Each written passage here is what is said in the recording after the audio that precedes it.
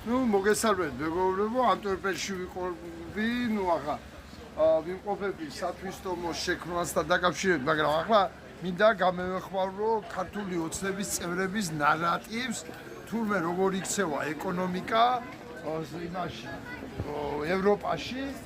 აი ახლა ნახეთ რა, ეს არის ანტვერპენში უქროულობის და ბრილიანტების მაღაზია და როგორც მითხენ ახლა ასოულობით მაღაზია სხვათაშორის ასეთი და უმეტესობა არის ქართველი ებრაელების და მინდა სიხარული თქვა რომ პარეული ებრაელს უფრო ქართული რაღაც სული შენარჩუნებული ვიდრე ზოგიერთ ქართველს ევროპაში და უფრო მეტად არიან საქართველოში მიმდინარე მოვლენებით დაინტერესებულები და ნუ როგორც გავარკვიე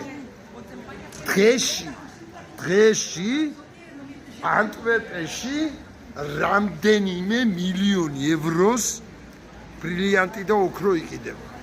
და სხვათაშორის ჩვენზე წართმეული საყდრიზის ოქროცა უკვე შემოტანილი აქ. სხვათაშორის ისე და მილიონი ევროს რამდენიმე 5 თუ 6 მილიონი დღეში იყიდება. 5-6 მილიონი ოქროს საქართველოს მეგაყიდის ერთ წლის განმავლობაში.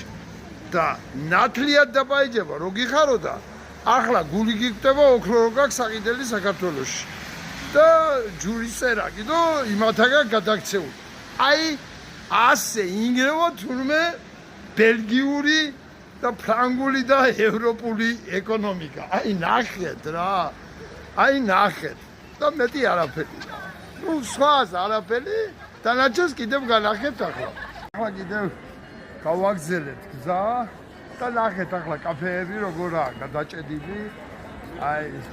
აი როგორ არის ქართული ოცნება თურმე DX-ა ევროპა ეკონომიურად პრობლემები აქვს და მალე ჩამეიშლება ევროკავშირი და ნახეთ ახლა რა თან პენსიონერებს შეხედეთ როგორ არიან მის ადამიანები და შეხედეთ რა ამ სილამაზეს დაქცეული ევროპა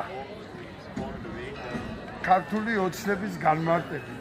აი ეს ახალწლოდ აწყობენ კიდე რაღაცას მოაწყობენ. ნახეთ რა შვენიერ შეხედეთ ამ კალბატონს და ოქრის კალბატონია და ნახე ახლა გადატენილია როგორც ჩვენსავით არიცი სუფრაზე დააყარა 10 საჭმელი 10 ნაირი საჭმელის